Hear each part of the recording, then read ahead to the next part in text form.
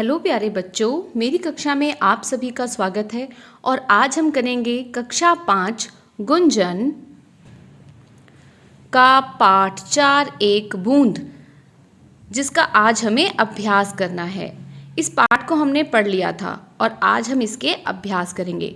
तो पहले हम इसके शब्दार्थ देख लेते हैं। जी का अर्थ होता है मन। कढ़ी का अर्थ मतलब निकली। दैव का अर्थ होता है भगवान या फिर ईश्वर। बदा का अर्थ होता है लिखा होना या फिर कुछ निर्धारित होना। चू पढ़ूंगी यानी कि टपक पढ़ूंगी। काल का अर्थ समय। अनमनी का अर्थ बेमन से यानी कि बिना मन के कोई काम करना। अक्सर मीन्स प्रायः, जो चीज़ हमेशा होती रहती हो।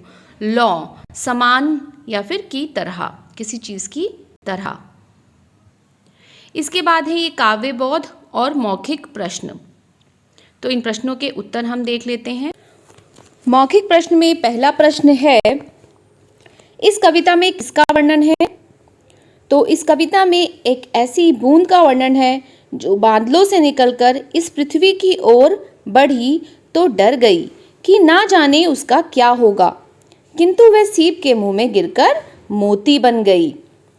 अगला प्रश्न यानी कि प्रश्न खा है, हवा के वेग में बहती बूंद के मन की दशा कैसी थी? तो हमें उसके मन की दशा बतानी है। तो हवा के वेग में बहती बूंद मन ही मन घबरा रही थी, डर रही थी। वह आशा निराशा के झूले पर झूलती विचारों में डूबी हुई थी। अगला प्रश्न प्रश्न गा है, हवा के वेग से बूंद कहाँ जाकर गिरी? तो हवा के वेग से बूंद एक सुंदर सीप के मुंह में जा गिरी। अगला प्रश्न है, घर छोड़ते समय लोग क्यों झिझकते और सोचते हैं? तो घर छोड़ते समय लोग झिझकते और सोचते हैं क्योंकि वे अपने भविष्य के प्रति चिंतित होते हैं। ना जाने आगे राह में उन्हें कौन कौन सी कठिनाइयों का सामना करना पड़ेगा, सफलता मिलेगी या नहीं। तो यही सब विचार उनके मन में आते हैं। इसके बाद है लिखित प्रश्न। प्रश्न का है, बादलों की गोद से निकलकर बूंद क्या सोचने लगी?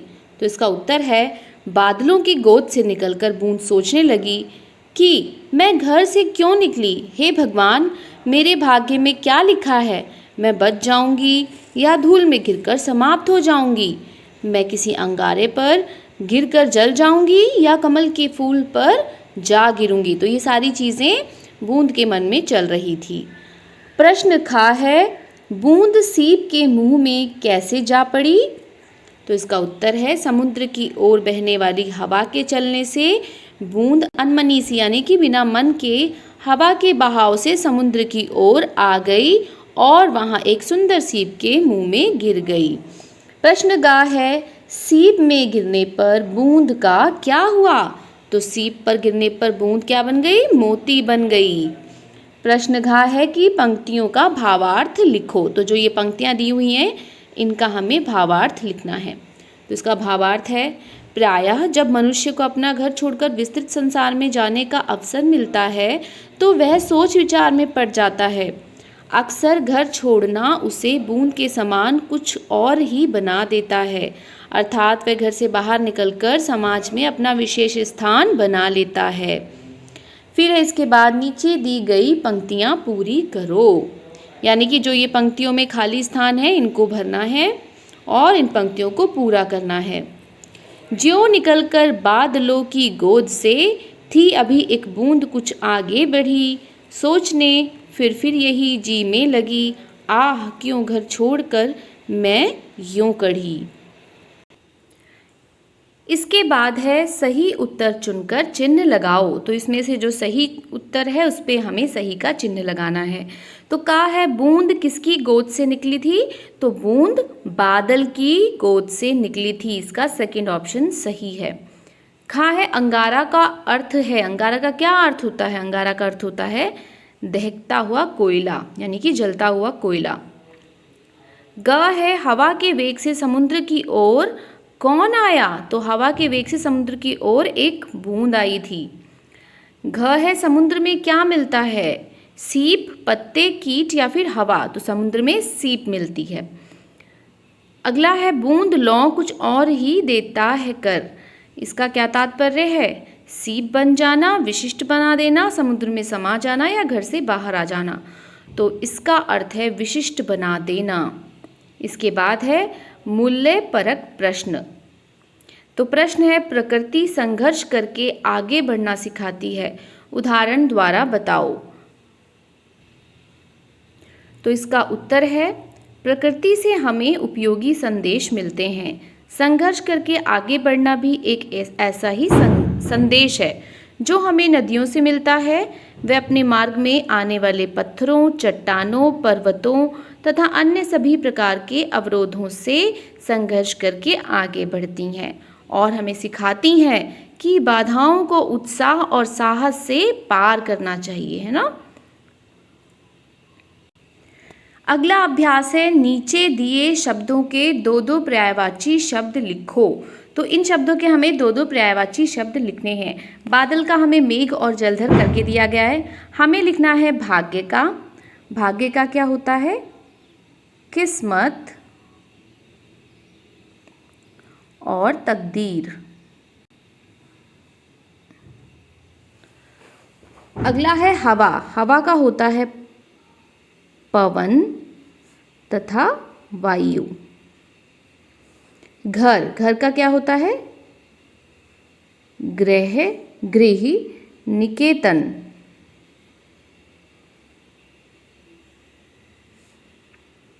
फूल। फूल का तो बहुत ही कॉमन है जो हम अक्सर पढ़ते रहते हैं।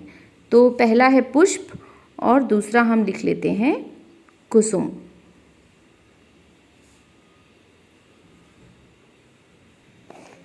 अगला है मैं और मैं लिखकर वाक्य पूरे करो। तो मैं का मतलब होता है किसी चीज़ के अंदर और मैं का अर्थ होता है कोई अपने लिए मैं। जैसे हम बोलते हैं मैंने ये किया, मैं खाना खाता हूँ, तो उसके लिए ये वाला मैं यूज़ होता है, ये इस्तेमाल होता है। और पहले वाला किसी चीज़ के अंदर की कोई चीज़ बात की जा रही है तो मैं इस्तेमाल होता है। तो पहला है मैं बचूंगी या मिलूंगी धूल में। तो धूल के अंदर की बात हो रही है तो यहाँ पे ये वाला मैं लगेगा। और मैं खुद की बात हो रही है तो ये वाला मैं लगेगा। डैश कल ही मुंबई से लौटा हूँ। तो कौन मुंबई से? मैं। तो यहाँ पे भी मैं लगेगा और एक बिंदी। वह उसी डैश जा पड़ी मोती बनी। मैं जा पड़ी, ठीक है। तो यहाँ पे आएगा मैं, एक मात्रा वाला और इसमें एक बिंदी होगी। अखबार में रोहित की फ़ोटो छपी थी। तो अखबार के अंदर छपी थी तो इसलिए इसमें एक मात्रा वाला मैं आएगा। यहाँ पे मैं भी प्रतियोगिता में भाग लूँगा। तो मैं यहाँ पे खुद की बात की जा रही है तो यहाँ पे ये वाला मैं और यहाँ प्रतियोगिता में तो यहाँ पे ये वाला मैं आएगा। अगला है दिए गए शब्दों के लिए उचित विशेषण शब्द चुनकर लिखो। तो यहाँ पे कुछ विशेषण शब्द दिए गए हैं, इनमें से चुनकर इनके साथ हमें लिखना है। विशेषण कौन से शब्द होते हैं?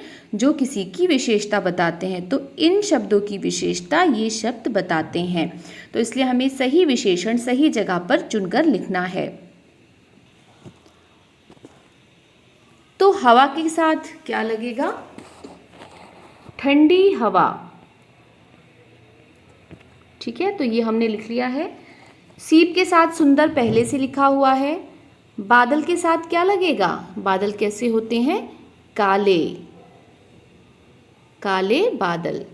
फूल, फूल कैसे होते हैं? रंग बिरंगे।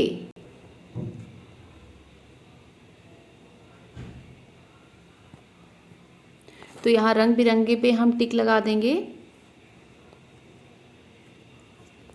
समुद्र कैसा होता है? गहरा समुद्र। कमल कैसा होता है? गुलाबी। तो हम इसके साथ गुलाबी लिखेंगे। मोती, मोती कैसा होता है? चमकीला। तो इसके साथ हम चमकीला लिख देंगे। और इसका आखिरी अर्थ है घर। घर कैसा होता है? बड़ा घर। बड़ा या छोटा घर इसके साथ हम लिख सकते हैं।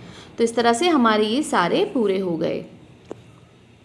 इसके बाद है की या की का प्रयोग करके वाक्य पूरे करो। अगर हम दो वाक्यों को जोड़ रहे हैं की, तो वहाँ पे ये वाला लगता है, और अगर हमें किसी से संबंधित किसी चीज़ का कुछ बताना है तो ये वाला की, बड़ी मात्रा वाला की लगता है। बूंद ने सोचा कि, क्या सोचा? अब यहाँ पे दो चीज़ें जुड़ रही हैं, बूंद ने सोचा कि, तो यहाँ पे छोटी मात्रा वाला की लगेगा। बूंद बादलों की गोद में, यानी कि किसकी गोद में? बादलों की, तो यहाँ पे बड़ी ई की मात्रा आएगी, ठीक है, क्योंकि एक गोद से, बादलों की गोद से संबंधित है। बूंद को डर था, क्या डर था? कि। अब आगे इसका वजह बताई गई है, या फिर सीधे से क्या है, उसको क्या डर था वो बताया गया है, तो इसलिए इसमें छोटी ई की मात्रा वाला क लगेगा, कि। सब बूंद की तरह, तो इसमें किसकी तरह की बात हो रही है? बूंद की तरह, तो बड़ी ई की मात्रा आएगी। घर से निकलकर उन्नति की राह पे, किसकी राह पे? उन्नति की राह पर चलें, तो बड़ी ई की मात्रा वाला का लगेगा। अब है आपतित बोध। दिए गए पद्यांश को पढ़ो और पूछे गए प्रश्नों के उत्तर लिखो। अब यहाँ पे कुछ प्रश्न दिए गए हैं, इनके उत्तर हम कर लेते हैं। पंछी मीठे मीठे गाने कब गाते हैं?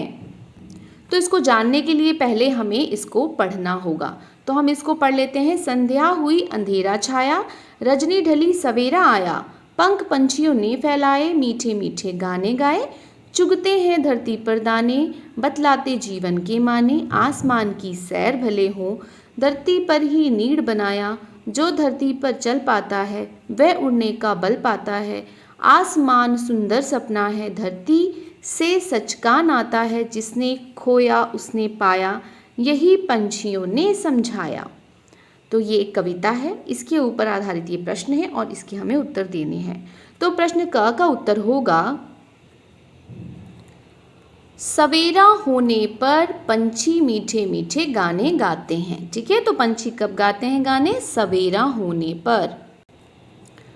प्रश्न ख है, उड़ने का बल किसमें होता है? उड़ने का बल किसमें होता है? तो जो धरती पर चल पाता है उसमें उड़ने वाला बल होता है। प्रश्न गा है, पंछी क्या समझाते हैं? तो इसका उत्तर है, पंछी समझाते हैं कि जो खोता है वही पाता है।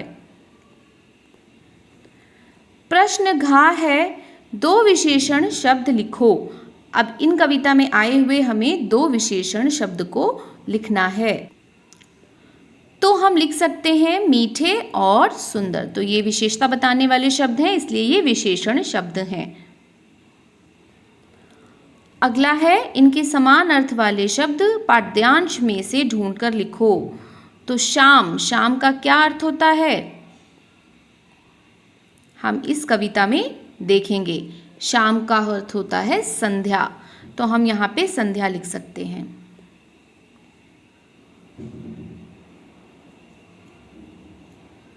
अगला शब्द है धरा। धरा का अर्थ होता है धरती, और घोंसला के लिए जो शब्द इसमें लगा है या आया है वो है नीड़, और आकाश का अर्थ होता है आसमान।